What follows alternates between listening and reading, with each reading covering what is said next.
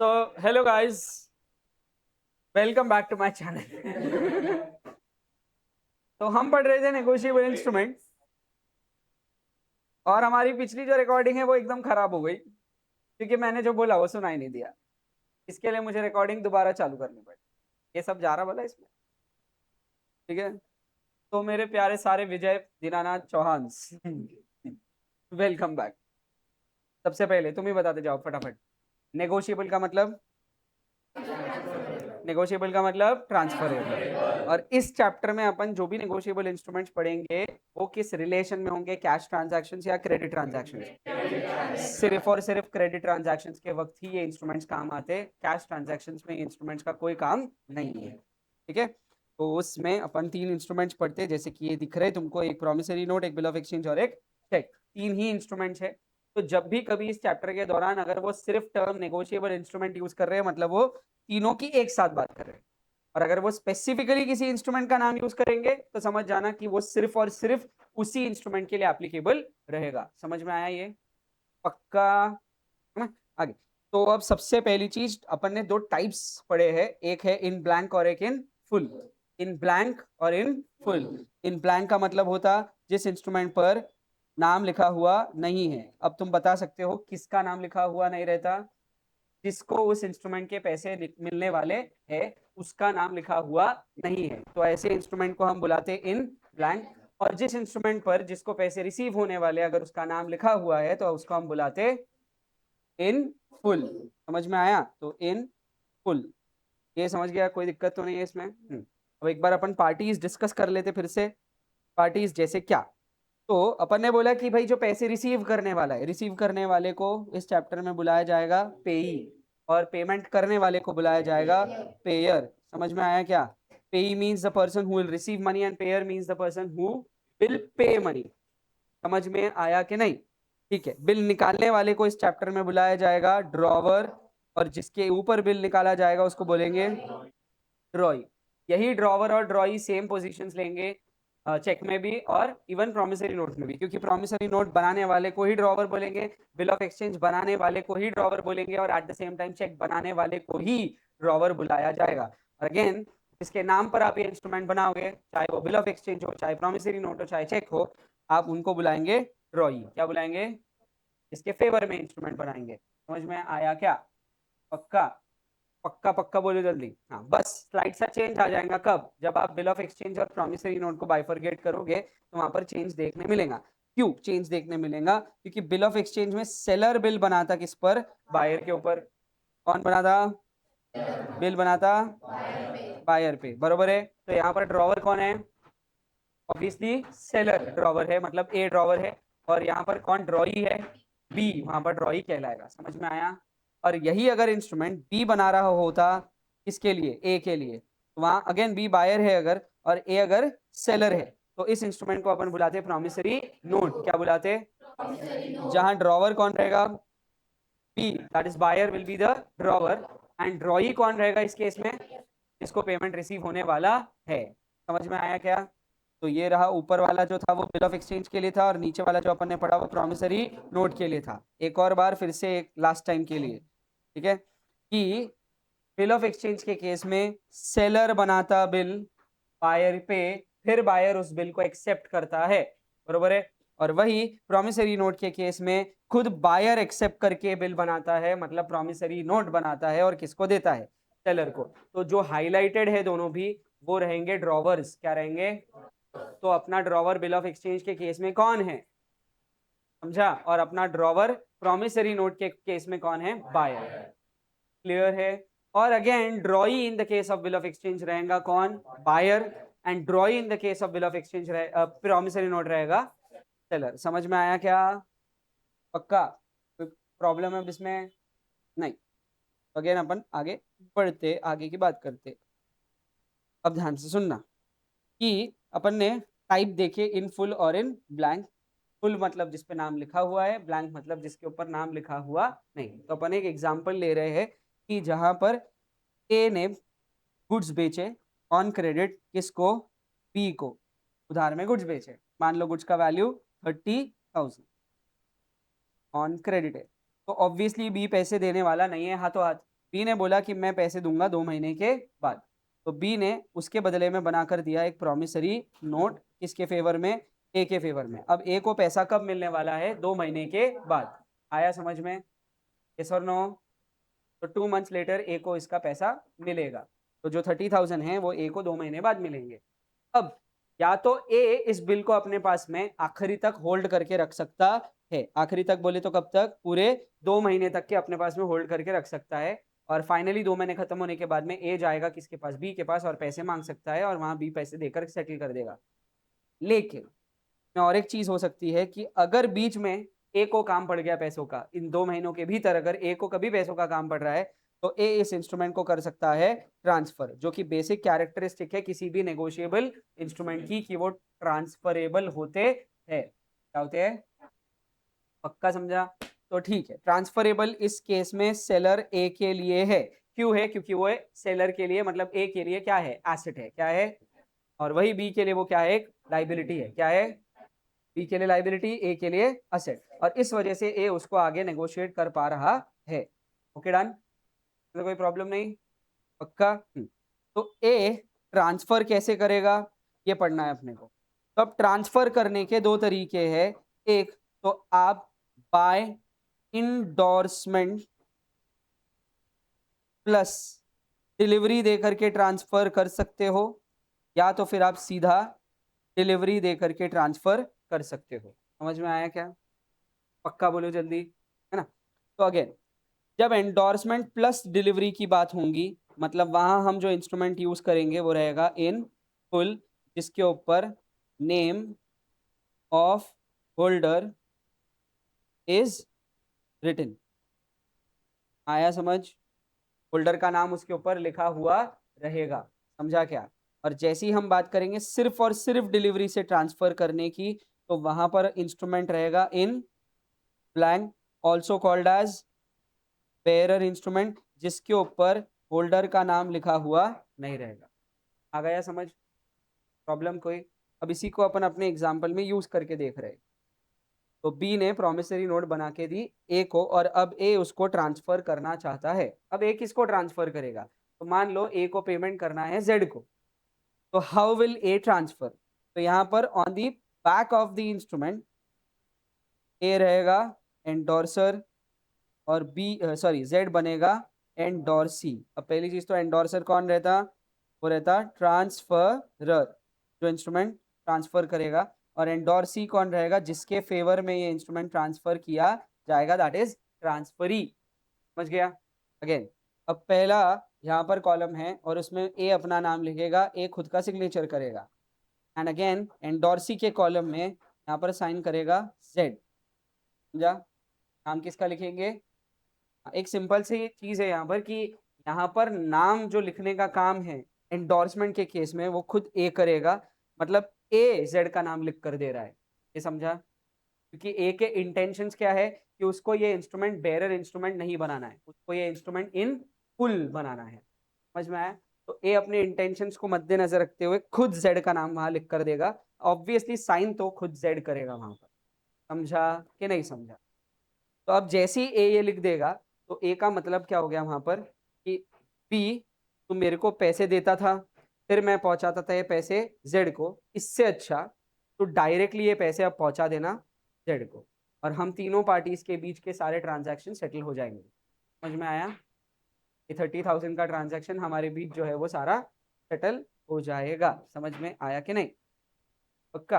तो यहाँ पर ए ऑर्डर दे रहा है किसको, बी को, क्या दे रहा है ऑर्डर, कि जा पेमेंट कर किसको, जेड को। समझ में आया? वो डीम्ड है, ऐसा बोलेगा नहीं वो, लेकिन it is an order instrument, क्योंकि वहां पर पार्टी का नाम लिखा जा रहा है। क्लियर है? फिर इस इंस्ट्रूमेंट को अगर अपने को कन्वर्ट करना है इनटू ब्लैंक इंस्ट्रूमेंट, इनटू मतलब एक बेयरर इंस्ट्रूमेंट में अगर इस इंस्ट्रूमेंट को हमको कन्वर्ट करना है without removing the name of A and Z, मतलब ए और जेड का नाम निकाले बिना, तो हम इसको कैसे कन्वर्ट करेंगे, तो अपन ने ये समझा। हम यहाँ पर नाम लिखेंगे किसका, जेड का, जेड यहाँ पर सरेगा सिग्नेचर, और जेड इस वाले कॉलम को छोड़ देगा ब्लैंक। अब ये इंस्ट्रूमेंट बन गया इन फुल से इन ब्लैंक। इतना समझ में आया कि नहीं? पहले एक क्लैरिफिकेशन कि अगर कोई इंस्ट्रूमेंट पर आप नाम लिख कर दे रहे हो तो नाम लिख कर देने वाले व्यक्ति के पास में वो अधिकार होना चाहिए। तो जैसे एग्जांपल के तौर पे अगर मैं ए हूं और मैं जेड कोई इंस्ट्रूमेंट ट्रांसफर करना चाहता हूँ by negotiation, that is by endorsement and by delivery, तो मुझे क्या करना है, मुझे उस इंस्ट्रूमेंट पर नाम लिखना है जेड का। मैं लिखूंगा ये, क्यों मैं ही लिखूंगा ये नाम, क्योंकि यहाँ पर ओनरशिप मेरे पास है, तो उस ओनरशिप का राइट ट्रांसफर करने का भी अधिकार सिर्फ मेरे पास, तो मैं ही वो नाम लिख कर दे सकता हूँ। समझ गया? मैं नाम लिखूंगा और ये इंस्ट्रूमेंट हैंड ओवर कर दूंगा किसको, जेड को। किसको? तो यहाँ पर मैंने नाम लिखा जिसका मतलब हो गया एंडोर्समेंट, और मैंने डिलीवर किया ये इंस्ट्रूमेंट किसको, जेड को। जैसे मैंने दिया वो इंस्ट्रूमेंट तो हो गया डिलीवर। तो दोनों भी चीजें जरूरी है, endorsement as well as delivery, endorsement as well as दोनों भी इंपॉर्टेंट है जब आप नाम लिखकर सारी चीजें करना चाहते हो। तो आया क्या समझ में? पक्का? तो ये इंस्ट्रूमेंट मेरे हाथ से किसके हाथों में चला जाएगा, जेड के हाथ। और अब ड्यू डेट के बाद मतलब 2 महीने जैसे ही खत्म होंगे तो जो जेड है वो पहुंचेगा किसके पास, बी के पास में, और वो किससे पैसे मांगेगा, बी से। समझ गया? और इस इंस्ट्रूमेंट के भरोसे वो पैसे मांगेगा। जेड को इस इंस्ट्रूमेंट के वजह से मिली ओनरशिप, और इस इंस्ट्रूमेंट के वजह से ही जेड को अधिकार मिला कि वो पैसे मांग सकता है फ्रॉम। आ गया समझ में? पक्का? और कोई प्रॉब्लम तो नहीं है? इस इंस्ट्रूमेंट पर मेरा नाम किसने लिखा था, स्वयं बी ने। तो मेरे पास में इसका टाइटल इफेक्टिव टाइटल है, मतलब वैलिड टाइटल है, वैलिड ओनरशिप है। और अपनी वैलिड ओनरशिप मैं किसी और को ट्रांसफर कर सकता हूं, बिल्कुल कर सकता हूं। समझ में आया कि नहीं आया? पक्का? अब अगर यही ये होता एक बिल ऑफ एक्सचेंज, अब भी नेगोशिएशंस कुछ ऐसे ही दिखते थे। सिर्फ चेंज हो जाती बनाने वाली पार्टी, वहां ड्रॉवर हो जाता कौन, सेलर, और ड्रॉई हो जाता बायर। बायर बिल एक्सेप्ट करके देता था वापस सेलर के पास ही। अल्टीमेटली असेट किसके लिए है, सेलर के लिए ही है। समझा? तो अपनी एसेट सेलर किसी और को ट्रांसफर कर सकता है, बिंदास ट्रांसफर कर सकता है, क्योंकि वो उस इंस्ट्रूमेंट का ओनर है। क्या है? और सबसे बड़ा हक ओनरशिप का ही होता है, सबसे ज्यादा और सबसे बड़ा अधिकार ओनर का होता है। तो ओनर चाहे तो उस इंस्ट्रूमेंट का कुछ भी कर सकता है। समझा? तो इस चैप्टर में अपन उसको सिर्फ क्या कर रहे हैं, नेगोशिएट, ट्रांसफर। क्लियर है? तो सिंपलेस्ट फॉर्म में नेगोशिएशन का मीनिंग क्या है, कि मैं अपने अधिकारों को किसी और को दे रहा हूं, और अब वो अधिकार एक्सरसाइज करेगा। में एक ही अधिकार है, पैसे रिसीव करने का। आया कि नहीं आया समझ? पक्का? बहुत लोगों के दिमाग में आता है सर क्या ये सिर्फ एक ही बार नेगोशिएट हो सकता, तो नहीं, ये कितने भी बार फर्दर नेगोशिएट हो सकता है। जैसे अपने केस में ए ने दिया जेड को, जेड दे सकता है सी को, सी दे सकता है डी को, डी ई को, एफ को, ऐसा तो ऑन चलता जाएगा। समझा? लेकिन ये कब तक के चलता जाएगा, जब तक के उस बिल का एक्सपायरी नहीं आ जाता, मेच्योरिटी डेट नहीं आ जाता। मतलब 2 महीने तक ये सारा केस पॉसिबल है। जैसे ही फाइनली जिसके पास में ये बिल पड़ा रहेगा, जो भी व्यक्ति रहेगा, उसको ये अधिकार है कि वो जाकर पेमेंट क्लेम करेगा फ्रॉम बी। All good? अब अगर बी ने पेमेंट किया तो सब सही, सारे ट्रांजैक्शंस सेट ऑफ हो जाएंगे। मगर अगर बी ने पेमेंट नहीं किया तो वही सारे ट्रांजैक्शंस फिर से अराइज हो जाएंगे। समझा? मतलब सारे पार्टीज एक दूसरे पे फिर से लाइबल हो जाएंगे। आया समझ में कि नहीं आया? पक्का? तो एक एग्जाम्पल से तुमने जवाब देना उसका आंसर, जब क्वेश्चन का, कि ए ने बिल बनाया बी पे, साइन करवा कर लिया बी से, ए ने फर्दर बिल नेगोशिएट किया जेड को, जेड ने नेगोशिएट किया एफ को, एफ ने नेगोशिएट किया एच को, एच ने नेगोशिएट किया जे को, जे ने नेगोशिएट किया एल को। ड्यू डेट के दिन पैसे लेने कौन जाएगा, हाथ ऊपर कमेंट सेक्शन में बोलो। कौन जाएगा ड्यू डेट के दिन पैसे लेने के लिए? कौन जाएगा पैसे लेने के लिए? एल जाएगा पैसे लेने के लिए, करेक्ट। तो यहाँ पर पेयर कौन है और पेई कौन है? हाथ ऊपर। पेयर कौन, पेई कौन? पेयर तो बी ही रहेगा, बी अपनी पोजीशन बदल नहीं सकता। एक ही एक्सेप्शन है जहां बी अपनी पोजीशन बदलेगा, वो अपन जब पढ़ेंगे तब पढ़ेंगे, अभी तो नहीं बदल सकता। और पेई कौन है? Finally L will be the पेई। समझा? ये बात दिमाग में क्लियर रखना कि पेई वो इंसान होता है जिसको पैसे एक्चुअली मिलेंगे। समझ में आया? जिसको पैसे एक्चुअली मिलेंगे उसको आप पेई बुलाओगे, और जो पैसे एक्चुअली देगा उसको आप पेयर बुलाओगे। तो ये पोजीशन बहुत क्लियर रखना। आया क्या समझ में? पक्का? क्योंकि होल्डर्स बदल सकते हैं। अभी अपन ने जितने नाम लिए थे इसमें वो सारे क्या थे? होल्डर्स थे। एंडोर्सर एंडोर्सी बना, एंडोर्सी फर्दर एंडोर्सर बन के एंडोर्सी बना, ऐसा वो नेगोशिएट होता गया, मतलब फर्दर ट्रांसफर होता गया। समझ में आया क्या? क्लियर एकदम फंडा? पक्का? प्रॉब्लम है क्या कोई? नहीं। अब ये जो इंस्ट्रूमेंट अपन देख रहे थे जिसमें अपन ने जेड का नाम लिखा, मतलब जेड ने खुद का नाम लिखा और उसने साइन करके एंडोर्सी वाले कॉलम में कुछ नहीं लिखा, तो ये इंस्ट्रूमेंट कन्वर्ट हो गया इनटू ब्लैंक इंस्ट्रूमेंट, इनटू। और ब्लैंक इंस्ट्रूमेंट को ट्रांसफर करना बड़ा आसान है, बस निकालो और बस दे दो। आपको कुछ भी उसके ऊपर लिखने की जरूरत नहीं है। यही बेयरर इंस्ट्रूमेंट की खासियत है। लेकिन ऑब्वियस सी बात है, जब ये बेयरर इंस्ट्रूमेंट कहीं पर गिर गया अगर और किसी को मिल गया, तो वो व्यक्ति उसका पूरा यूज कर सकता है। समझा क्या कि नहीं समझा? क्योंकि वो इंस्ट्रूमेंट पर नाम लिखा हुआ नहीं है।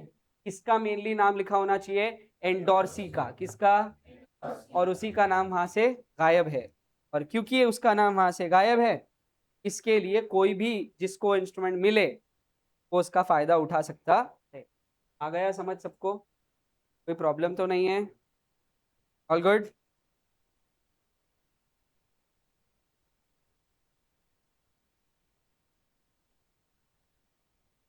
सारे बेसिक क्लियर? पक्का? प्रॉब्लम कोई? तो ड्रॉवर कौन रहता? जो इंस्ट्रूमेंट बनाता। सीधा इतना ही बोलो, जो इंस्ट्रूमेंट बनाता। बस सब केस में ड्रॉवर एक जैसा ही है। बिल ऑफ एक्सचेंज में बनाने वाले को ही ड्रॉवर बुलाया, प्रॉमिसरी नोट में भी बनाने वाले को ही ड्रॉवर बुलाया, चेक के केस में भी इंस्ट्रूमेंट लिखने वाले को ही ड्रॉवर बुलाते हैं आप। समझा? पक्का? ड्रॉवी कौन होता है जिसके लिए आप ये इंस्ट्रूमेंट बना रहे हो? तो बिल ऑफ एक्सचेंज बनाता सेलर किसके ऊपर? बायर पे, तो वहां बायर हो गया ड्रॉई। प्रॉमिसरी नोट के केस में बायर बनाता किसके लिए? सेलर के लिए, तो वहां पर ड्रॉई हो गया सेलर। कौन हो गया? चेक बनाता buyer in the favour of seller, correct. तो अगेन चेक के केस में प्रॉमिसरी नोट की तरह ही है, लेकिन चेक में तुमको मैंने पिछले लेक्चर में समझाया था कि ड्रॉई का काम वहां पर बैंक करती है। कौन? आया क्या याद? Who's the drawee in the case of check? Bank is the drawee. Drawer कौन है? मतलब जो पेमेंट करने वाली बायर पार्टी है वो बनेगा ड्रॉवर, वो लिखेगा ना चेक। और वो चेक किसके ऊपर लिख रहा? बैंक पे। वो बैंक को ऑर्डर दे रहा है कि भाई सामने वाली पार्टी को पेमेंट कर। समझ में आया क्या? पक्का? तो एक सवाल और है मेरे, बहुत क्वेश्चन वैसे सिंपल है, हो सकता तुमको परेशान करे। चेक एक ऑर्डर इंस्ट्रूमेंट है या चेक एक ब्लैंक इंस्ट्रूमेंट भी हो सकता है? सोच समझ के जवाब देना कमेंट सेक्शन में।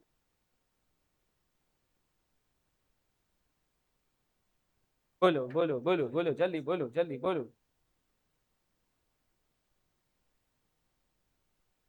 उसका बोलना है दोनों हो सकता है। कोई और जवाब है? कोई एक तरफा जवाब है? सिर्फ ऑर्डर हो सकता है। क्यों ऐसा सिर्फ ऑर्डर हो सकता है? करेक्ट। चेक के केस में हमने क्लियरली देखा था कि हमेशा जो ड्रॉवर है वो किसको ऑर्डर देगा? बैंक को ऑर्डर देगा। तो बैंक तो बेटा फिक्स रहेंगी ना, बैंक का नाम तो वहां पर रहेगा ही रहेगा। याद है क्या? चेक का फोटो भी बताया था तुमको, याद है क्या पूरा? ये याद है चेक? इसके ऊपर अपन ने ब्लैंक भी, सॉरी यार, सॉरी सॉरी,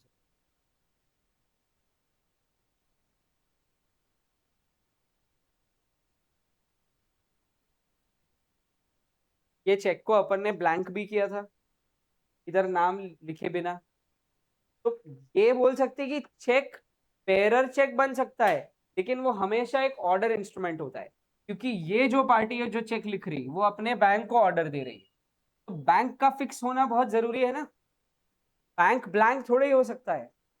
समझ में आ रहा है क्या? मैं ऑर्डर दे रहा हूं किसको, इस बैंक को, कि पेमेंट करना है किसको, जिसका भी नाम यहाँ पर लिखा जाएगा। आया कि नहीं समझ? तो यहाँ पर ड्रॉवर कौन, मैं, ड्रॉई कौन, एग्जैक्ट, समझा? यहाँ जो आप लिखोगे वो रहेगा पेई, क्या रहेगा? हाँ, क्लियर है, पक्का? तो एक तरीके से उसकी बात बराबर इसके लिए है क्योंकि ये कॉलम आप ब्लैंक छोड़ते हो, मगर मैंने सवाल ये नहीं किया था, मैंने पूछा था क्लियरली कि ये चेक जो है ये ऑर्डर इंस्ट्रूमेंट है या ये इन ब्लैंक भी बनाया जा सकता है। तो मेरा मतलब उससे ये था कि भाई चेक लिखने वाली पार्टी किसी पेयर के फेवर में चेक लिखती है क्या, तो लिख सकती है यहाँ पर, मगर जो पेमेंट करने वाली पार्टी है चेक की वो कभी ब्लैंक नहीं हो सकती, क्योंकि वो हमेशा एक बैंक ही होती है। समझा क्या? और अपन ने पढ़ा कि चेक के केस में ड्रॉवर और ड्रॉई स्पेसिफाइड होने चाहिए, अभी इसका मतलब वही है। समझ में आया कि नहीं आया? चेक के केस में ड्रॉवर और ड्रॉई स्पेसिफाइड रहते हैं, चेक के केस में कौन चेंज हो सकता, कौन चेंज हो सकता? पेई चेंज हो सकता, पेई ब्लैंक भी हो सकता, पेई स्पेसिफाइड भी हो सकता। आया अभी समझ में ये पूरा? पक्का? वापस चलते फिर अपन। ये सब क्लियर है, अब इसमें तो कोई प्रॉब्लम नहीं है। अब फिर अगेन अपने को पढ़ने हैं और दो चीजें, वो एक्चुअली तुमने पढ़ ली पूरे लेक्चर में, कि एक इंस्ट्रूमेंट रहता इन ऑर्डर इंस्ट्रूमेंट और एक रहता अगेन इंस्ट्रूमेंट इन बेरर। और इन ऑर्डर इंस्ट्रूमेंट का मतलब क्या होता है कि जहां पर आप बकायदा नाम लिख करके ऑर्डर दे रहे हो कि भाई इसको पेमेंट कर। समझ में आया? वहां पर्सन का नाम स्पेसिफाइड होता है, क्लियरली लिखा होता है, नाम मेंशन रहता होल्डर का, उसी को बोलते हैं आप इन ऑर्डर। समझ में आया क्या कि नहीं आया? पक्का? और इन बेरर का मतलब क्या होता है, जहां होल्डर का नाम लिखा हुआ नहीं रहेगा, दैट्स इट। थ्योरी पढ़ सकते फिर अब अपन। तो अपन ने उस दिन ये पढ़ा था, तुमको याद होगा तो, negotiable instrument in is payable to order. To order का मतलब क्या है, जहां पर होल्डर का नाम स्पेसिफाई किया जाएगा। समझ में आया?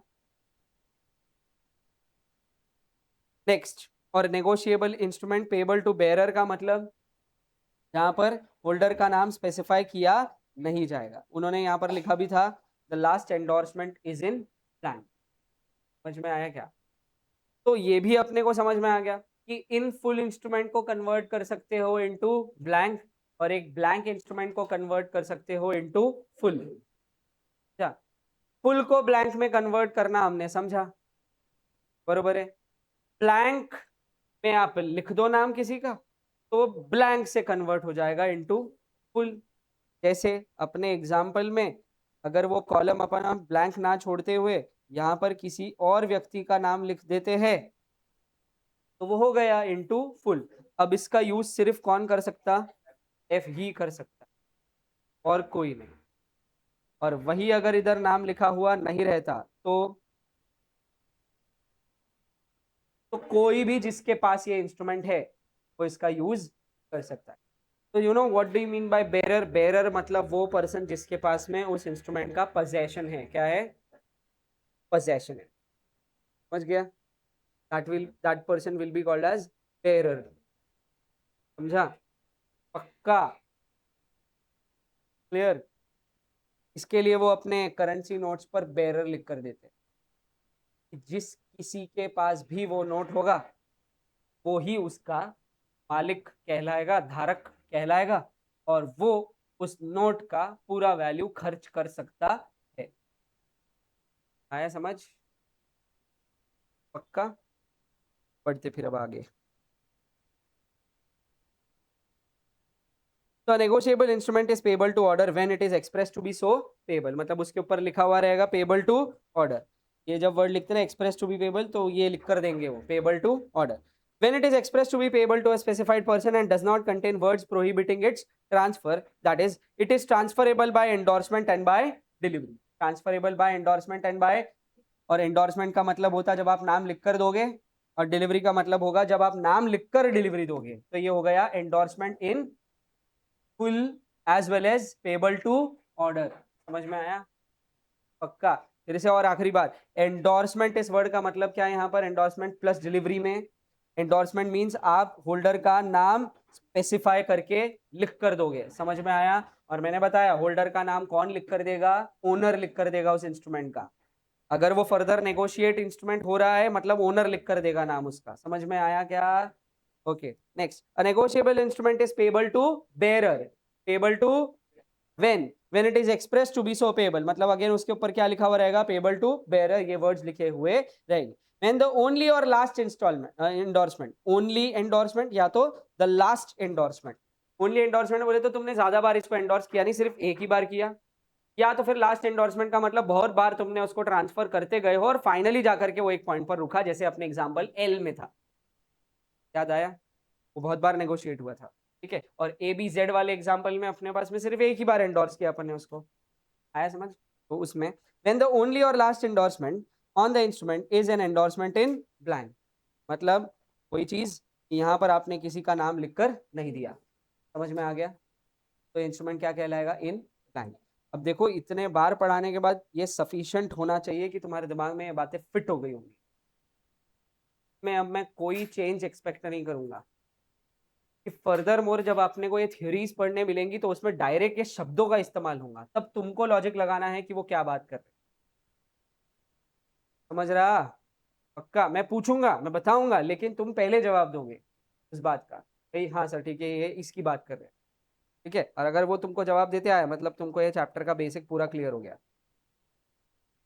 एसेंशियल कैरेक्टरिस्टिक्स मैंने बताए थे. वैसे एसेंशियल कैरेक्टरिस्टिक्स में क्या क्या लर्न करना है अपन ने कल किया भी था. आपको सबसे पहले में लर्न करना है it should be obviously in writing. दूसरा, it should be signed. It should be freely transferable obviously from one person to another person. Holders title should be free from defect, मतलब होल्डर का title बिल्कुल भी defective नहीं होना चाहिए. चोरी का टाइटल नहीं चलेगा. समझ में आया क्या?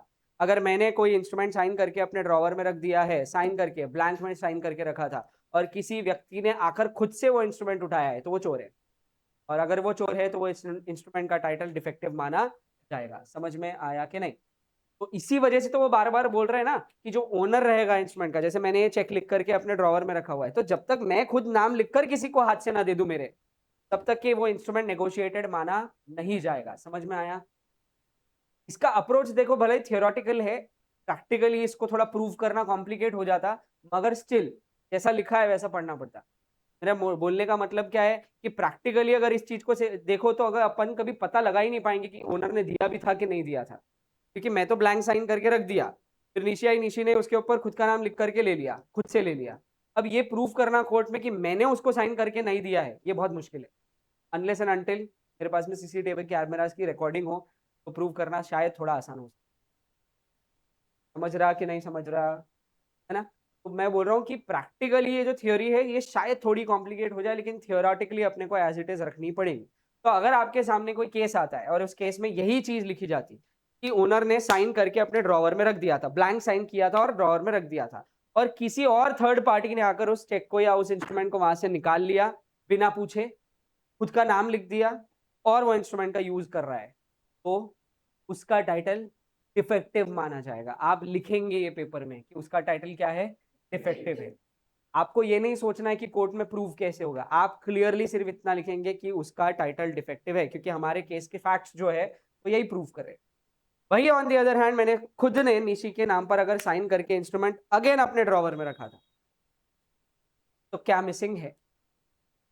डिलीवरी मिसिंग है. अभी भी अगर निशी आके खुद ये इंस्ट्रूमेंट लेके जाएंगी तो वो टाइटल डिफेक्टिव ही माना जाएगा. समझ में आया? चीज और कॉम्प्लिकेट हो जाती प्रैक्टिकली. ये वाली चीज कि नाम तो मैंने ही लिख कर दिया है, बस मैंने डिलीवरी नहीं दी. इसके लिए वो अपने को बेसिक में ही बता देते कि एंडोर्समेंट और डिलीवरी दोनों का बहुत ज्यादा इंपॉर्टेंस है. उसमें भी सबसे ज्यादा इंपॉर्टेंस ऑब्वियसली डिलीवरी का है. कि खुद ओनर ने इंस्ट्रूमेंट बनाकर अपने स्वयं के हाथों से डिलीवर करना चाहिए या अपने एजेंट से डिलीवर करवाना चाहिए. समझा? इन शॉर्ट मर्जी से इंस्ट्रूमेंट ट्रांसफर होगा, कि मर्जी से होगा ओनर की, तब होल्डर का टाइटल इफेक्टिव माना जाएगा, इफेक्टिव नहीं। समझ गए आप? ऑल गुड, पक्का? अपन ने देखो क्या क्या देख लिया, writing signed freely transferable, owner का टाइटल डिफेक्टिव नहीं होना चाहिए, it can be transferred any number of times till it's satisfaction, कितने भी बार ट्रांसफर किया जा सकता है, तो मैंने ये भी बोला। लेकिन this is something subject to certain condition, क्या कि अगर जैसे उसमें ही कर लेते हैं अपन, वो इजी है अपने लिए। जैसे अगर जेड ने यहाँ साइन कर दिया और इधर किसी का नाम अभी फिलहाल लिखा हुआ नहीं, लेकिन अपन मानते कि उधर जेड ने किसी का नाम लिख दिया, तो अपन इधर एक नाम लिख देते, एफ का नाम लिख दिया।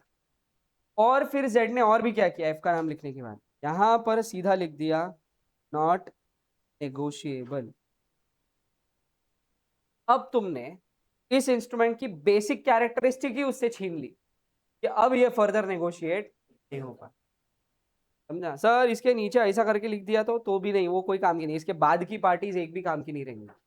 तुम लिख भी दिए, साइन भी हो गया, तो भी वो पार्टीज किसी काम की नहीं है, क्योंकि क्लियरली यहाँ पर बीच में लिखा हुआ है नॉट नेगोशिएबल, और वो किसने लिख कर दिया? जेड ने। समझ में आया? तो फाइनल पार्टी कौन हुई हमारे लिए? एफ। तो अब बी से पैसा लेने कौन जाएंगी? एफ। समझ में आया? क्लियर है? पक्का? तो ये फाइनल एंडोर्समेंट इन ब्लैंक है या इन फुल है? Very good, in full. अब तुमको समझ गया, nice, very nice. Every negotiable instrument must contain an unconditional promise. Unconditional promise. देखो ये अनकंडीशनल का मतलब क्या रहता कि तुमने एक दूसरे से बातचीत की, जैसे मैंने निशी को ये फोन बेचा, 30,000 रुपए में बेचा, मैंने बोला निशी को 30,000 में बेचना है, निशी ने बोला हाँ डन सर। अब जब बिल साइन करने की बात आई तो निशी को जब मैंने बिल दिया 30,000 का, तो निशी बोल रही सर 28,000 में दे रहे होंगे, तो बोलो नहीं तो जाने दो।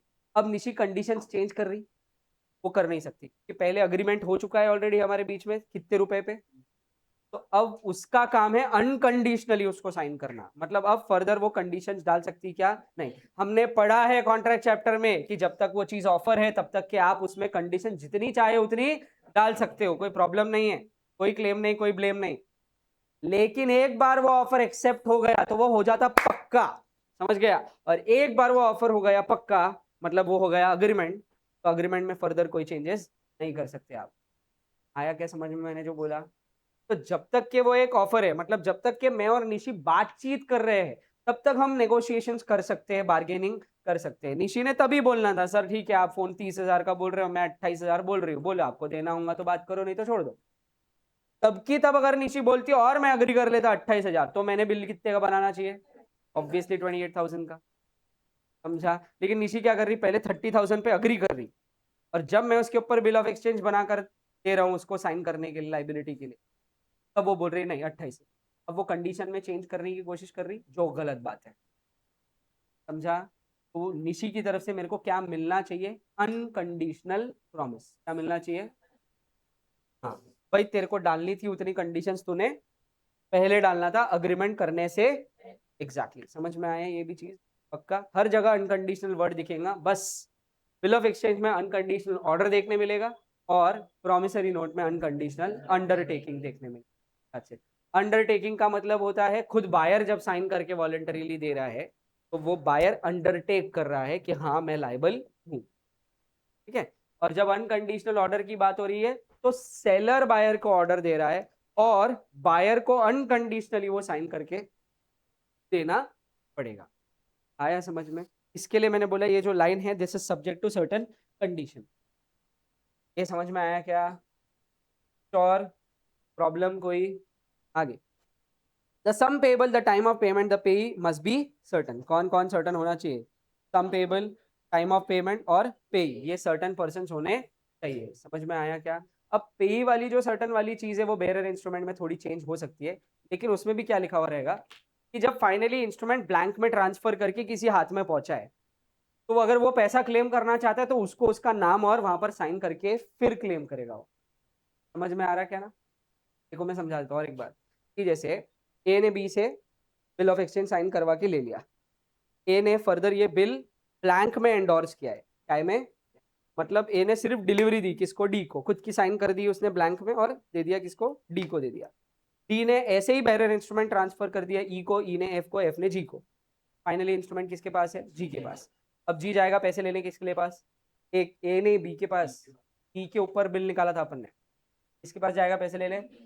तो जी जैसे ही बी के पास में पैसे जाएगा लेने के लिए, बी एक ही चीज बोलेगा, भाई जी देख बेरर इंस्ट्रूमेंट है, मैं मान लेता हूं कि तेरा अधिकार है, लेकिन तू तेरा नाम इसके ऊपर लिख कर दे। कल को कोई ऑब्जेक्शन आए तो मेरे पास में ये बात होनी चाहिए बताने के लिए कि मैंने पेमेंट जी को किया है। समझ में आया क्या? तो जी को अपना नाम लिखना पड़ेगा फाइनली और उसके ऊपर साइन करना पड़ेगा, और फिर जी बिल देगा किसको, बी को, और बी देगा उस बदले में पैसे। आया क्या समझ में? तो फाइनली अगर बेयरर इंस्ट्रूमेंट भी है तो उसका पेमेंट कैसा हो रहा है, इन फुल में कन्वर्ट करने के क्या क्या। अब ऑब्वियसली ये एक्सप्लेन नहीं करूंगा का मतलब क्या है, ये तुमको समझना है। The last thing, the instrument should be delivered. Mere drawing of instrument does not create any liability. Instrument must be delivered. सिर्फ ड्रॉ कर देने से इंस्ट्रूमेंट ट्रांसफर नहीं हो जाता। सिंपल है, इंस्ट्रूमेंट मैंने लिख कर रख के अपने ड्रॉवर में रख दिया, लॉक कर दिया, ये इंस्ट्रूमेंट अभी तक के किसी इफेक्ट में आया नहीं है, क्योंकि मैंने ही बनाया, मैंने ही अपने ड्रॉवर में रख दिया, दैट्स इट। मैंने किसी को डिलीवर किया क्या, नहीं। और हमने पढ़ा कि जब तक डिलीवर ना हो तब तक के इंस्ट्रूमेंट इफेक्ट में आता। समझ में आया? तो डिलीवरी सबसे ज्यादा इंपॉर्टेंट है। बार बार बोली है मैंने ये बात, अब इसके बाद में रिपीट नहीं करूंगा, तो तुमको याद रखना है कि डिलीवरी इंपॉर्टेंट है। समझ में आया क्या? सबसे ज्यादा इंपॉर्टेंट है, करेक्ट। और वो डिलीवर कौन करेगा, ओनर खुद, या ओनर अपने एजेंट से वो डिलीवर करवाएगा, और ओनर के जिंदा रहते एजेंट डिलीवर करेगा। ये बात अब और ध्यान रखनी है, आएगा एक एग्जांपल आगे। क्या क्या ऐसा नहीं होना चाहिए कि ओनर ने दे दिया एजेंट को और बोला तूने दे देना, और वो ओनर मर गया। समझा क्या? जैसे ही कोई मर जाता ना तो उसके जितने भी राइट्स ट्रांसफर किए हुए रहते वो सब डिफेक्ट में चले जाते हैं। एग्जाम्पल देता हूँ। तो मेरी दादी जब जिंदा थी तो उन्होंने मेरे नाम पर एक पावर ऑफ अटॉर्नी की थी कि वो ज़्यादा मूव नहीं कर पाती थी, वो थोड़े दूर तक चल पाती थी, उसके बाद में उनको थोड़ा सांस का प्रॉब्लम आता था। व्हाट हैपेंड कि मेरे नाम पर उन्होंने पीओए साइन कर दिया, पावर ऑफ अटॉर्नी, कि भाई अब मेरे बिहाफ पर जो भी मेरे चीज़ें है, मेरे पास एसेट्स है, उसका डील मेरा पोता करेगा मेरे बिहाफ पर। समझा क्या? तो पावर ऑफ अटॉर्नी बोलने के बाद में पावर ऑफ अटॉर्नी का इफेक्ट सिर्फ उस व्यक्ति के जिंदा रहने तक होता है। वो पावर ऑफ अटॉर्नी इफेक्ट से बाहर हो जाती जैसे ही वो व्यक्ति मर जाता। आया क्या समझ? तो मेरी दादी गुजरी, गुजरने के बाद जो पावर ऑफ अटॉर्नी उन्होंने मुझे दी थी उसका कोई इफेक्ट अब नहीं रह गया। मतलब मेरे सारे पावर्स चले गए जो उन्होंने मुझे दिए थे। समझा? कोई मिल गया पिक्चर देखी क्या? कोई मिल गया, पहली वाली क्रिश क्रिश वन, नॉनसेंस। उसमें जादू आता, जादू आता तो रोहित के पास पावर रहता, जादू चला जाता रोहित के पावर भी चले जाते, ऐसा बताया था उसके अंदर। बस वैसे ही है ये कुछ। समझ में आया?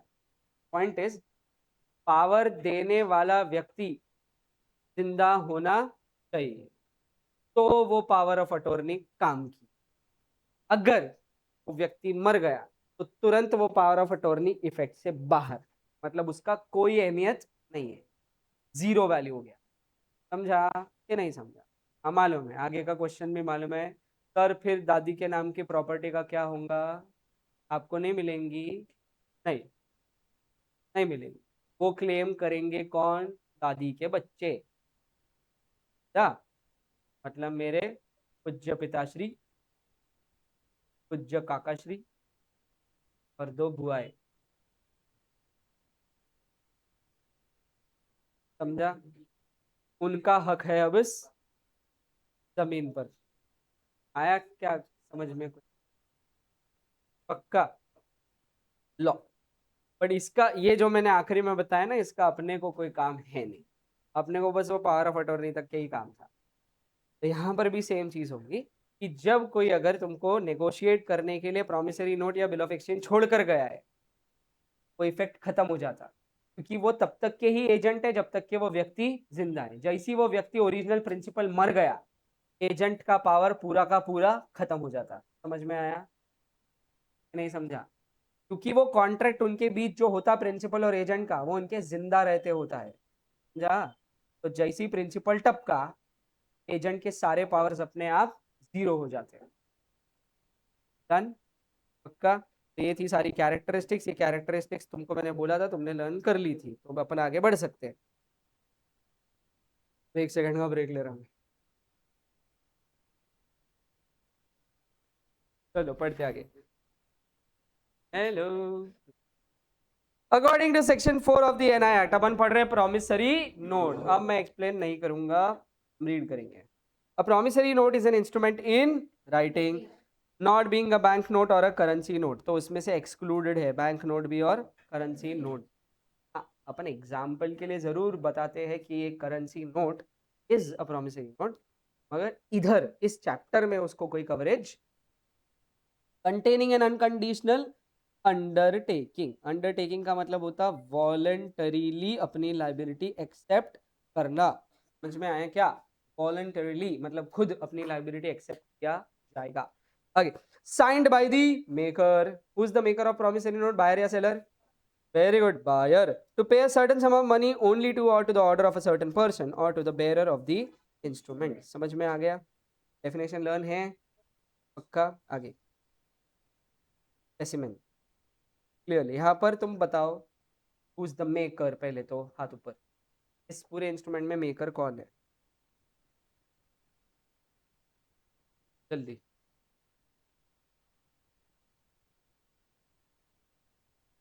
राम। कहाँ लिखा है राम का नाम? Very good. ये जो यहाँ पर नाम लिखा है किसका? राम भैया का। ये गया यहाँ पर मेकर, ड्रॉवर, पेयर और बायर भी ऑब्वियसली। मेकर, ड्रॉवर, पेयर, और हमारे लिए हम क्योंकि बायर सेलर के हिसाब से पढ़ते हैं, बायर। अब यहाँ पर ऑब्वियसली पे ही पता है मेरे को भी और तुमको भी, कौन है? रमेश भैया के ऊपर उनका नाम लिखा है एज। समझ गया?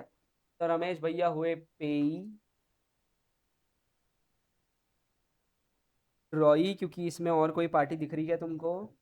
नहीं? हाँ, दो ही पार्टीज है ना, राम और रमेश। पेई, रॉई और होल्डर। समझ में आया? बिल होल्ड करके रखा ना ड्यू डेट तक के।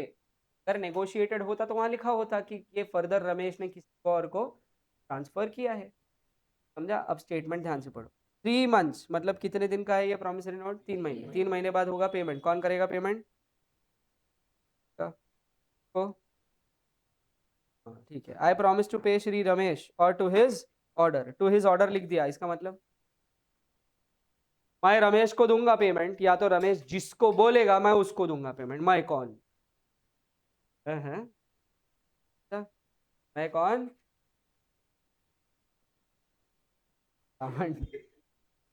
ठीक है, आगे। To his order the sum of ₹10,000। हट चिल्लर बातें।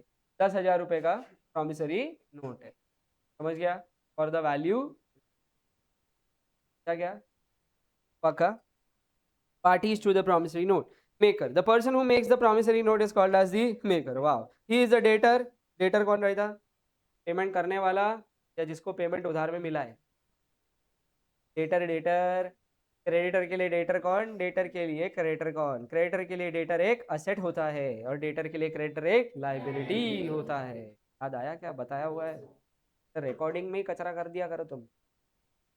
विजय दीनानाथ चौहान, सबके सब चौहान है यहाँ पर, बस एक के पप्पा CBI. He is the debtor and must sign the instrument. आगे, pay. Pay is the person to whom the amount on the note is payable. Amount on the note, कितना अमाउंट लिखा था उस पे? उससे ज्यादा पेमेंट नहीं होगा। समझ में आया? एक अच्छी और एक बात बताऊं? नहीं बताऊंगा, जाओ आगे। अरे जब आएंगी तब बताऊंगा ना, अभी क्यों बताऊंगा? अभी तो यही समझने के वादे हैं तुम्हारे। अगर आपको ये लेक्चर समझ में आया हो तो कमेंट सेक्शन में लिखिए I love you Ankush sir. आगे अरे लिखते लोग, कमेंट करते हैं, ऐसा नहीं है। मैं ट्राई कर रहा यूट्यूबर बनने का। क्वालिटी नहीं है मेरे में, मालूम मेरे को। बट फिर कोशिश कोशिश। कब कौन सी चीज वायरल हो जाए तो पता। Payee is the person to whom the amount of the note is payable। नीचे ड्राइंग बनी हुई जो मैं ऑलरेडी आपको ड्राइंग करके बता चुका हूँ, मैं ये बताने वाला नहीं हूँ, स्वयं पढ़ ले। Essential characteristics of a promissory note, सबसे पहला it should be in writing. Obviously oral promises पे तो मेरे को भी बिल्कुल भरोसा नहीं है, बिल्कुल भी नहीं। ठीक है, आगे। There must be an express promise to pay, express promise to, हाँ लिखा होना चाहिए, मैं वादा करता हूँ तुमको पेमेंट करने का, ऐसा मियर एक्नॉलेजमेंट। देखो अब वो क्या बता रहे, देखो ध्यान सुनो। एक ये बात है कि भाई मेरे पे तुम्हारा उधार है, फुल स्टॉप, वो बोलते एक्नॉलेजमेंट। मैंने सिर्फ बताया हाँ मेरा तुम्हारा मतलब तुम्हारा मेरे पे उधार है, दैट्स इट। इसमें कहीं पर भी मैंने कोई वादा नहीं किया है पेमेंट करने का, समझा? तो मुझे क्या कहना पड़ेगा, हाँ कि तुम्हारा मेरे ऊपर कोई उधार है और मैं वादा करता हूं कि मैं ये उधार चुकाऊंगा। समझ में आया? अब सिर्फ एक्नॉलेजमेंट नहीं है, पेमेंट करने का प्रॉमिस भी है। समझ आया? तो अगर वो बोल रहे हैं एक्नॉलेजमेंट ऑफ डेट, सिर्फ इतना बोला है, तो उसका मीनिंग बताया मैंने एग्जाम्पल के थ्रू कि मेरे ऊपर तुम्हारा उधार है, फुल स्टॉप, इसके आगे कुछ नहीं है। तो पेमेंट करने की बात हुई क्या? सिर्फ क्या बोला है, हाँ तेरा मेरे पे एहसान है भाई, तेरा मेरे पे उधार है, दैट्स इट। अपने को क्या चाहिए कि उसमें क्या लिखा हो, पेमेंट करने का प्रॉमिस लिखा होना चाहिए। सिर्फ एक्नॉलेजमेंट से बात नहीं बनेगी, आपको एक्नॉलेजमेंट के साथ साथ वहां पर पेमेंट करने का भी वादा करना पड़ेगा। देख लो नीचे के examples. I acknowledge myself to be indebted to B in rupees 1000 to be paid on demand for value received। क्या ये एक वैलिड प्रॉमिसरी नोट है? हाउ, क्यों? इसमें वो सिर्फ ये नहीं बता रहा कि मेरे ऊपर बी का उधार है 1000 रुपए का, वो ये भी बोल रहा है कि मैं पे करूंगा। समझ में आया? वो भी ऑन डिमांड। ऑन डिमांड का मतलब जब कौन मांगेगा? प्रॉमिसरी नोट है भैया, कौन मांगेगा? अरे बोलो। For value receive. आगे अब ये बड़ा इंटरेस्टिंग है। मिस्टर बी IOU,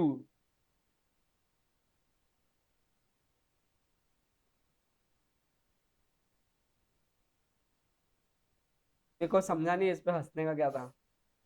IOU, वो उन्होंने शॉर्टकट लिखा है तो मैंने उसका फुल फॉर्म तुमको लिख कर दिया। ओ का मतलब क्या होता है कि मेरे ऊपर तेरा भाई उधार है। समझ में आया? तो IOU ₹1000, फुल स्टॉप दिखा तुमको बेटा? आगे कुछ लिखा है? It is an invalid promissory note because there is no promise to pay, there is only समझ में आया? आगे the promise to pay should be definite and अन, ये तो हमने पढ़ा डेफिनेशन में भी, unconditional undertaking. Very good. Therefore instruments payable on performance और non performance of a particular act और ऑन द हैपनिंग और non happening of an event are not promissory note. Contingency वाली चीजें नहीं होनी चाहिए प्रॉमिसरी नोट में। समझ में आया? कंटिंजेंसी का मतलब जो डिपेंड करता है किसी इवेंट के होने पर या ना होने पर। समझ में आया क्या? तो मैं पेमेंट तब करूंगा जब बारिश होंगी, ऐसा।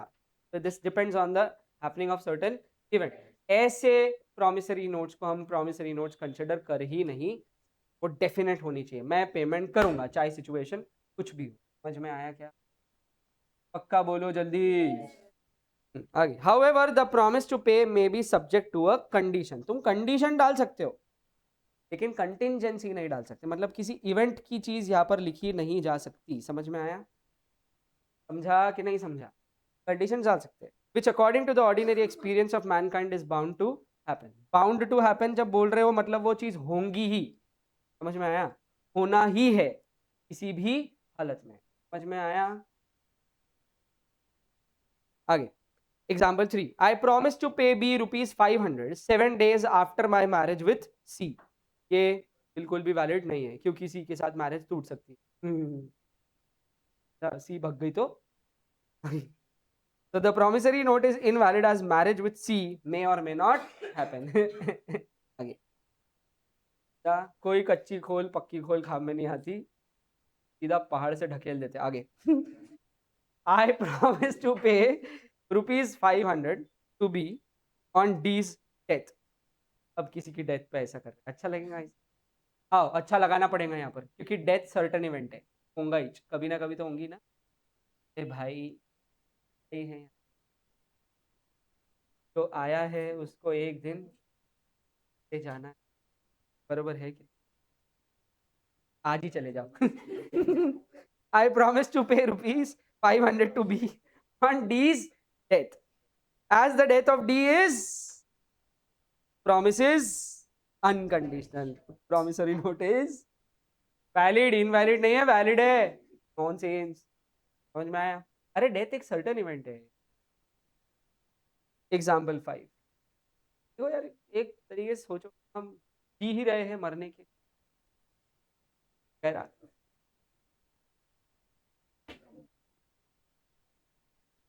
नहीं नहीं नहीं। क्या हो गया? बाप रे, क्या बोला उसने? क्या बोला? अनूप गायकी?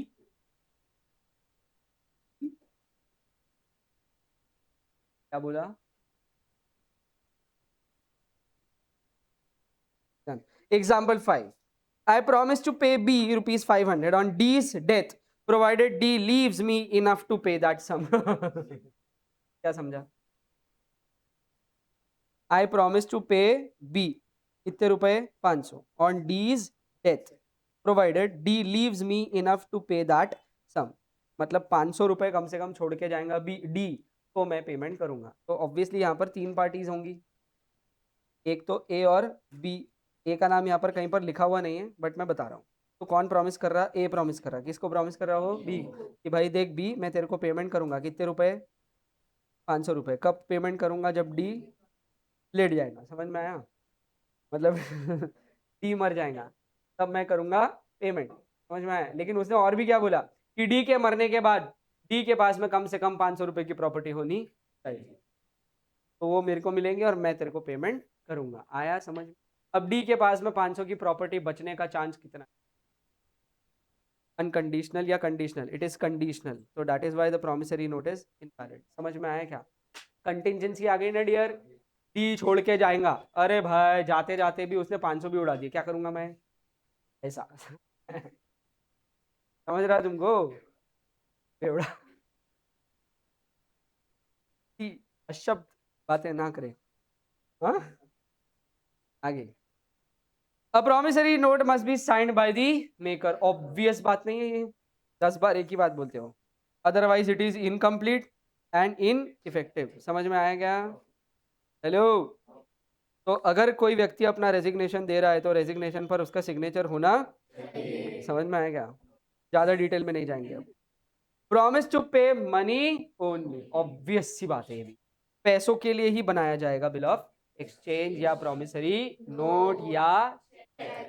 Example 6, I promise to pay B ₹500 and to deliver him back Black Horse on 1st of January next. It is not a valid promissory note as the promisor needs to deliver its Black Horse which is not money. समझ में आया? आए ने promise किया 500 रुपए देने का और साथ ही साथ डिलीवर करने का क्या? काला घोड़ा। समझ में आया क्या? ठीक है, तो इसमें कहीं ना कहीं कंडीशंस है, इस वजह से ये प्रॉमिसरी नोट बिल्कुल भी वैलिड नहीं है। समझ में आया? आगे।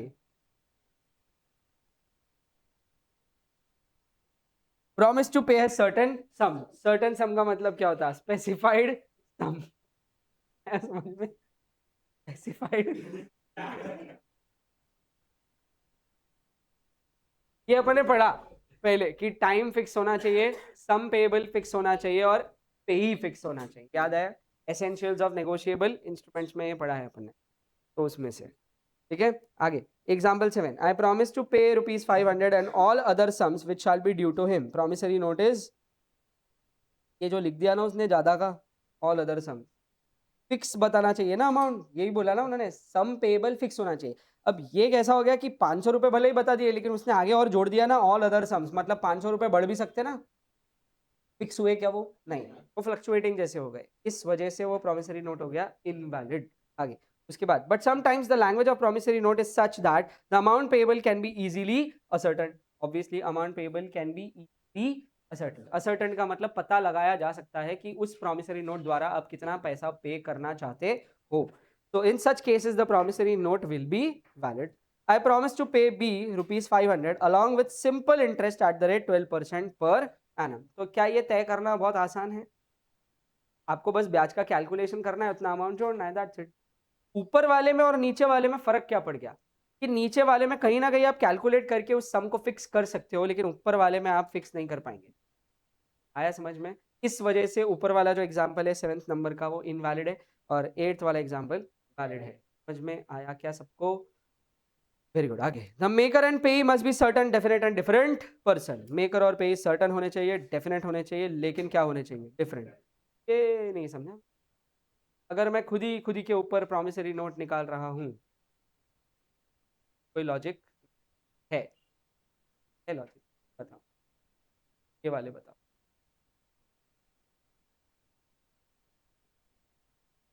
का यूज अकोमोडेशन के लिए किया जा सकता है.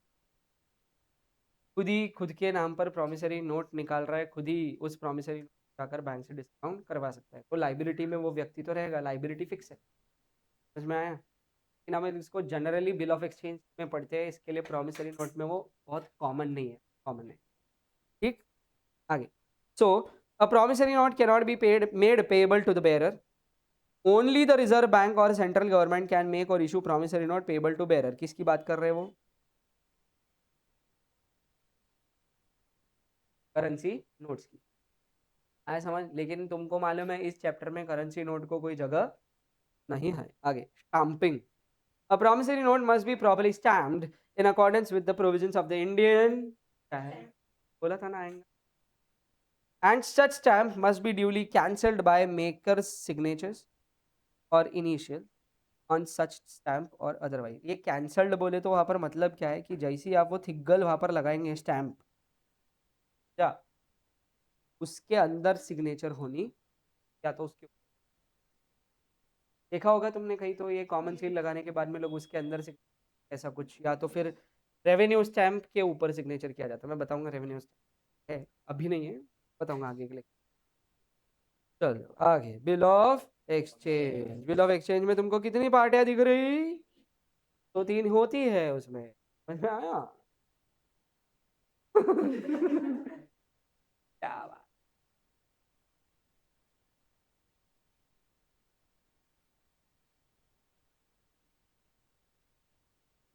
कितनी पार्टियां है? ए, बी और सी. तो एक है ए, मिस्टर रावत. दूसरा है मिस्टर सी, वो कौन है? रावी. और बी कौन है? ने ऑर्डर दिया है किसको, किसको पेमेंट करने के लिए? ये सारे जवाब कमेंट सेक्शन में डिस्कस कर. तो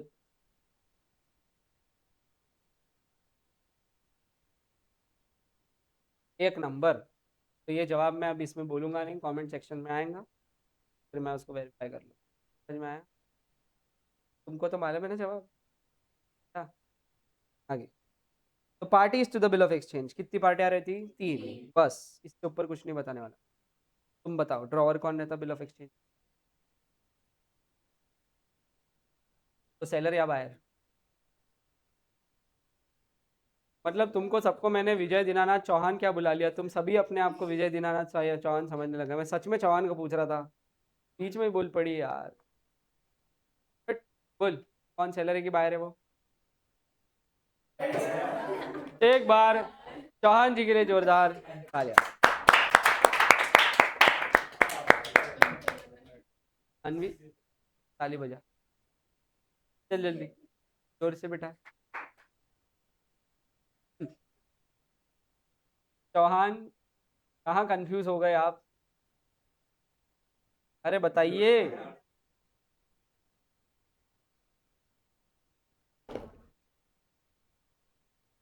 बायर और सेलर में कंफ्यूज हो गए? नॉनसेंस. ठीक है, तो ऑब्वियसली जो एग्जाम्पल अपने सामने है का जवाब ये था, ए ने ऑर्डर दिया है बी को कि वो पेमेंट करे बी को, और उसी हिसाब से नीचे पार्टीज डिराइव हो रही. यहाँ बिल ऑफ एक्सचेंज के केस में ड्रॉवर हमेशा रहेगा, ड्रॉवी हमेशा रहेगा एक बायर और उसको करना है अनकंडीशनल प्रॉमिस, और पेई खुद सेलर भी हो सकता है या तो कोई और थर्ड पार्टी भी हो सकता है। के बाद ध्यान रखना, ठीक है। तो बिल ऑफ एक्सचेंज का definition, bill of exchange is an instrument in writing containing an unconditional order signed by the maker directing a certain person to pay a certain sum of money only to or to the order of certain person or to the bearer of the instrument। इतना माज जो बता रहे हो तुम, ये definition बोल के जो ये माज बता रहे हो ये मैंने ही लर्न कराई है, ठीक है ना। तो तुमने कोई ऐसी कोई खासी मेहनत नहीं की उसकी, हाँ? इतना आवाज जो बढ़ा रहे हो तुम है ना। हाँ, जानो essential characteristics of a bill of exchange, it must be in, it must have express order to, the order to pay must be definite and unconditional, order should be definite and unconditional। order definite का मतलब क्या है, एक fixed amount, sum payable भी fix, payee भी fix, सब कुछ fix होना चाहिए। The drawer must sign the, common points ये सारे। उसके बाद ड्रॉवर ड्रॉई पे मस्ट बी सर्टन, और लिखा है अपन ने, बोला है वो। उसके बाद नेक्स्ट, अब ये ऑल दीज थ्री पार्टीज में not necessarily be three different person, हाँ हो सकता है। वो तीनों के लिए बोल रहे हैं, तुम कैसे हाँ बोल रहे हैं, तो सोचो। वो बोल रहे हैं कि तीनों भी not necessarily three of them will be different, म्हणजे तीनों की तीनों सेम हो सकते हैं, ऐसा बोल रहे हैं वो। तो डियर जब तीनों सेम हैं तो वो, अरे वो बोल रहे हैं ना तीनों सेम हो सकते हैं, दो सेम दो सेम दो सेम दो सेम, हाँ ना, सेम सेम बोलो तीनों सेम है अगर, तो ये बिल का यूज कैसा होगा। सोचो, देखो कौन कौन सेम बोला उन्होंने, तीनों सेम है। अब फिर आगे एक स्टेटमेंट और है वैसे, one can play the role of two, बराबर है क्या, बताओ अब तुम। एक ही हो सकता है, वेरी गुड, ड्रॉवर और पे एक ही हो सकता है। देखा, अच्छे से पढ़ाने का नतीजा 12वीं में है ना, सब समझ आता तुमको। अच्छे अच्छे को नहीं जमता है नेगोशिएबल चैप्टर, समझ में नहीं आता, मजाक नहीं कर रहा, पूछ लो जाके दूसरे क्लास वालों से, नाम लो क्या क्लासेस के, नहीं लेकिन ऐसा नहीं, तुमने सच में, मैं मजाक नहीं कर रहा, आता ही नहीं, तुम पूछ लेना जाके, वो हैंग ही हो जाते वहीं पे, उनका वाईफाई बंद हो जाता एंटीना ही बंद हो जाता, समझा। पर तुमको आया, अच्छी बात है, very good very good, appreciate. सारे विजय दीनानाथ चौहान एक नंबर है। गलत क्या गलत बोली उसने, ये बजाओ इसके लिए था, इसको जादू के साथ में क्यों नहीं भेज दिया वापस, रोहित है ना ये,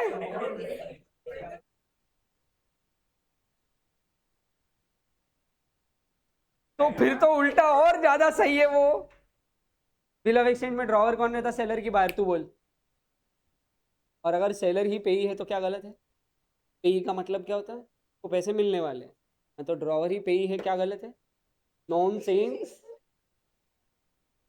ए ओम ओम ओम करके बुलाओ, उसको बुलाओ ना जादू को, इसको लेके जाओ साथ में, आम आम आम आम अरे क्या रोहित यार, बैठ, नाम ले लिया रे मैंने तेरा।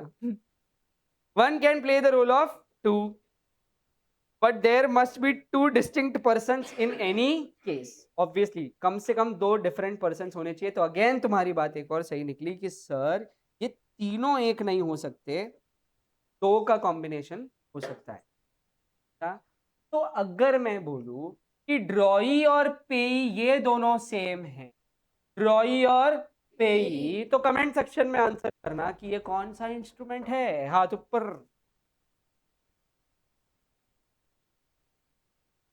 है।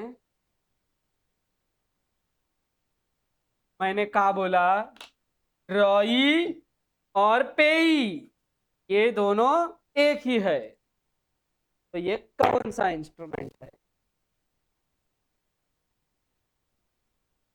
ज्यादा तारीफ नहीं करनी चाहिए।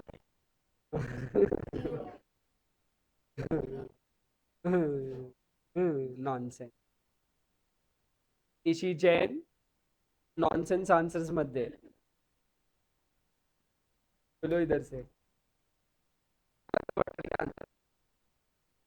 श्याम सुंदर भट्टर, जवाब दो, क्या लगता? सर पहले तो क्वेश्चन बता दो। है ना? वही अटकी हुई तेरी गाड़ी, नहीं तो बोलना, आंसर बोलना फिर कीड़े।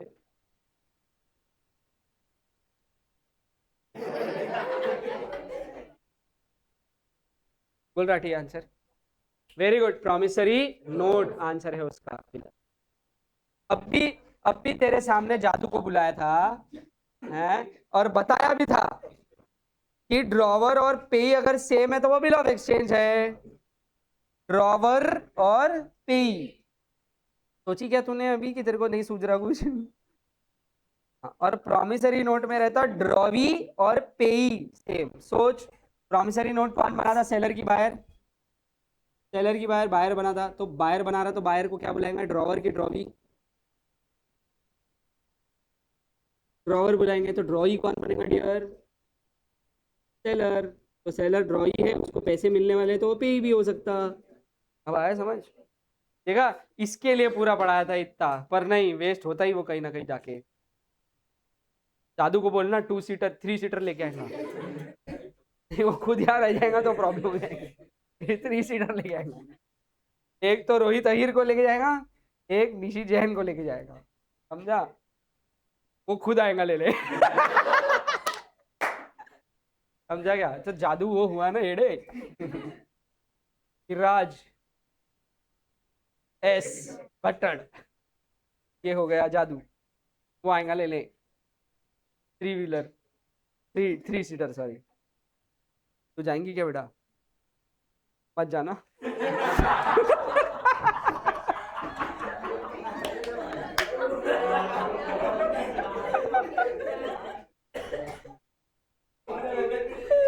है ना? ऐसे घुमा के जोक मारा है। हंस, तेरे पे थोड़ी मारा, उसी पे जोक मारा। तेरे पे भी नहीं है वो जोक उसी पे। नहीं तो और रोने लग जाएंगे तुम, इसलिए बोल रहा हूँ। तो जो गिरिराज है, वो हमारा जादू है। देखिए आगे।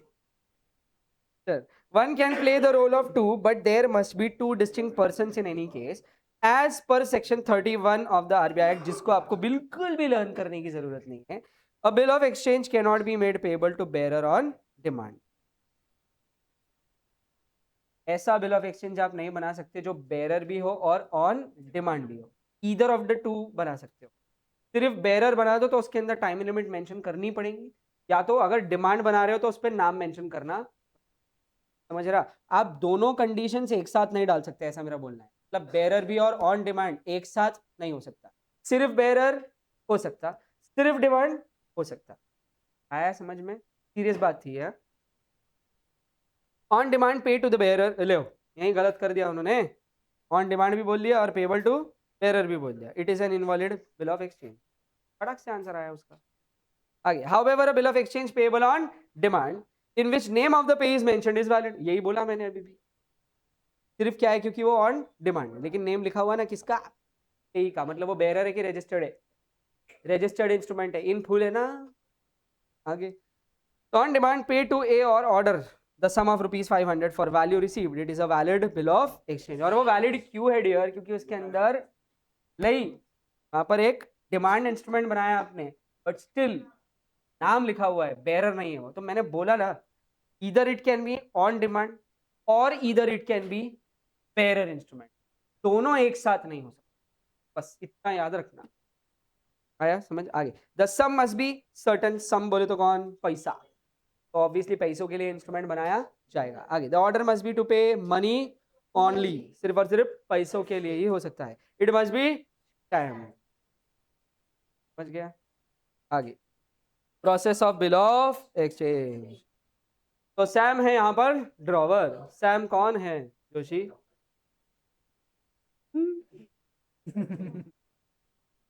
तो सैम यहाँ पर ड्रॉवर है, ये तो बात लिखी हुई है वहां पर। जोशी कौन है वो बेटा? तो और क्या लग रहा था तेरे को? मैं क्या पूछ रहा? मैं यहाँ पर कोई पर्सनल क्वेश्चन नहीं करता।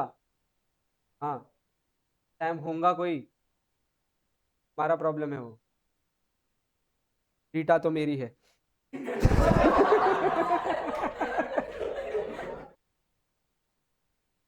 पूरा क्या लग रहा तुमको? कोई है थोड़ी।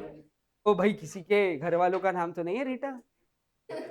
गलत हो जाएगा बहुत। नहीं ना? और पक्का? फिर तो पक्का मेरी है। तो सैम ने किसको गुड्स बेचे? अरे रे, मिसिस है वो, जान लो, मेरी नहीं है। मिसिस है ना? मिसिस है ना? कैसा कर रहा? Mrs Rita the drawee and draws a bill of exchange. तो ये हो गया, मतलब हो गई, सॉरी, फायर। बराबर है ना? सैम ने बिल बनाया मिसिस रीटा पे, भूलो मत। The bill of exchange is delivered to Rita and is accepted by her unconditionally. ये मैंने पूरा वो चार्ट एक्सप्लेन किया था जब शुरुआत में 2-3 दिन तब बताया था। ठीक है, तो रीटा करेंगी बिल एक्सेप्ट, और अनकंडीशनली उसको ये बिल एक्सेप्ट करना पड़ेगा। On maturity drawer presents the instrument to the drawee for payment. तो मेच्योरिटी पर कौन? ड्रॉवर। ड्रॉवर कौन है? सैम। सैम किसके सामने प्रेजेंट करेगा बिल को?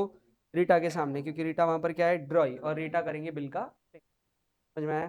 ड्रॉई receives payment and transaction is completed. तो ये साइकिल तुमको समझना था, जो तुम ऑलरेडी समझ चुके थे।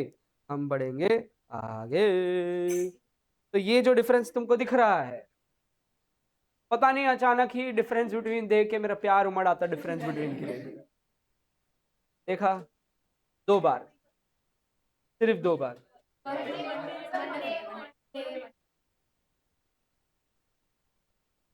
दो बार ये डिफरेंस बिटवीन आप लिख कर लाएंगे।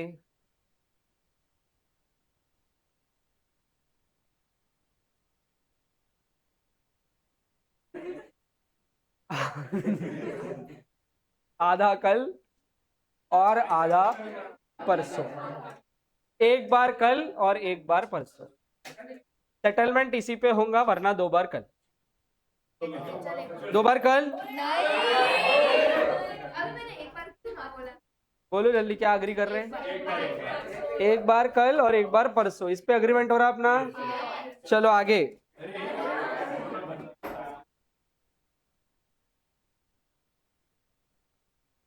तो चेक के बारे में जो भी डिटेल्स थी वो मैंने इसके पहले वाले लेक्चर में आपको बताई हुई है। जैसे ट्रंकेटेड इमेज नाम की चीज अपन ने उसमें पढ़ी है, याद है सब कुछ? क्लियरिंग कॉर्पोरेशन वाली चीज अपन ने पढ़ी। हमको सिर्फ रीड करना है, फिर जाने दूंगा। चेक का सेक्शन है 6। Cheque is a bill of exchange. देखा, बोला था ना पहले, cheque is a bill of exchange drawn on a specified banker. इसके लिए मैंने नेहा को गलत बोला आज कि चेक हमेशा देखा जाए तो एक ऑर्डर इंस्ट्रूमेंट ही होता है, क्योंकि जो चेक लिखता है, जो साइन करता है, वो अपने बैंक को ऑर्डर दे रहा होता है, और बैंक का नाम हमेशा स्पेसिफाइड होता है, लिखा होता है। समझ आया क्या? बस यही वो रीजन है। And not express to be payable otherwise than on demand. तो cheque is always payable on demand. अब ये क्यों? बिल ऑफ एक्सचेंज में और प्रॉमिसरी नोट में क्या होता, आप पहले से एक टाइम पीरियड मेंशन करते हो मानो, तो जो बिल और प्रॉमिसरी नोट निकालने की डेट होती है, डेट ऑफ ड्राइंग, वहां, सॉरी, डेट ऑफ एक्सेप्टेंस या ड्राइंग से आप कैलकुलेट करते हो 3 मंथ्स। बरोबर बोला? फिर आप एक मेच्योरिटी डेट पर पहुंचते हो और उसके बाद वो बिल एक्सपायर हो जाता। बरोबर है एकदम?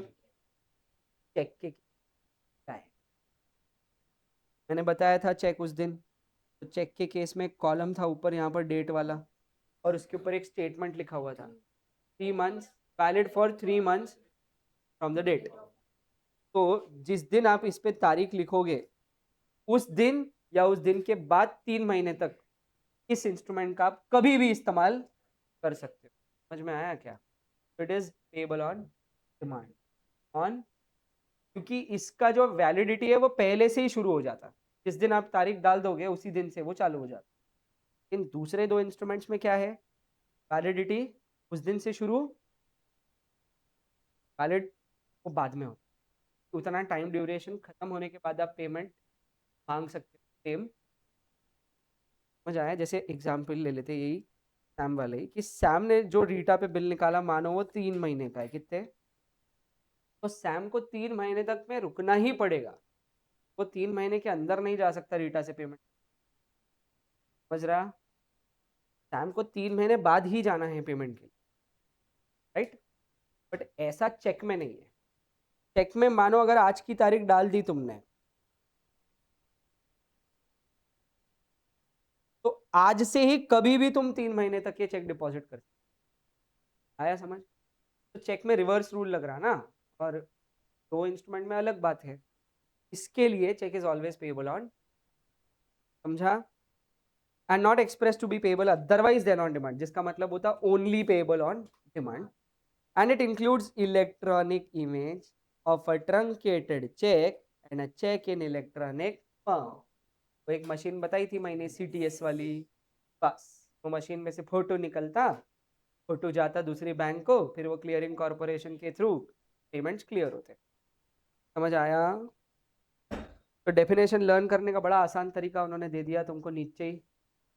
Check is a bill of exchange drawn on a specified banker payable on demand, खत्म। It includes electronic image of a cheque और a cheque in an electronic form. Payable on demand means it should be payable whenever the holder chooses to present it to the drawee.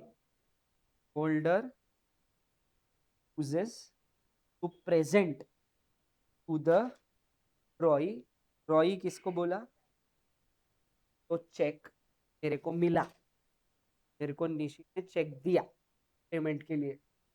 Nishi हुई drawer, bank Nishi की हुई ड्रॉई। निशी की जो bank है उसने उसके ऊपर निकाला, ये चेक मेरे को मिला, मैं हुआ होल्डर। वो क्या बोल रहे? होल्डर चूजेस टू प्रेजेंट, किसके सामने प्रेजेंट? बैंक के सामने। किसके बैंक के सामने प्रेजेंट? समझ में आया? अगर मैं निशी के बैंक के सामने प्रेजेंट कर रहा हूं तो मैं काय के लिए गया हूं? कैश के लिए या ऑनलाइन ट्रांसफर के लिए? हाथ ऊपर। कैश के लिए। और वही अगर मैं खुद की बैंक में जाकर के यही चेक को डिपॉजिट करवा रहा हूं तो मतलब मैं ऑनलाइन ट्रांसफर के लिए गया हूं, मतलब bank to bank transfer, account to account transfer. आया समझ में? पहले बैंकिंग के रूल समझाए थे मैंने पहले, तो ये पहले का वीडियो नहीं देखाऊंगा तो देख लेना, तो समझ जाएंगा इधर क्या लिखा हुआ है। आपने इसके एसेंशियल्स लर्न किए क्या? तो अब तुम्हारा अगला होमवर्क ये भी है कि आप 3 ही एसेंशियल है उसमें, एक में क्या चक चक करना पड़ता है तुमको, म्याट देखे नहीं पहले ही बोल देते चक, हाँ ना? 3 तो चक है, मतलब 3 तो उसमें 3 तो एसेंशियल्स है उसमें यार, अभी लर्न हो जाते वो, जाने दो अभी लर्न कर लेते। All essential characteristics of bill of exchange, मतलब बिल ऑफ एक्सचेंज के जो 8 पॉइंट्स लिखे हुए एसेंशियल्स वो तो है ही, प्लस साथ ही साथ और 2, must be drawn on a specified banker and it must be payable on demand. बताओ डेफिनेशन लर्न करने का फायदा है कि नहीं? देखा, पहले ही बोलता मैं आज की क्या हाथ थोड़ी जोड़ा मैंने अभी, आज के लिए इतना ही। Thank you, bye bye.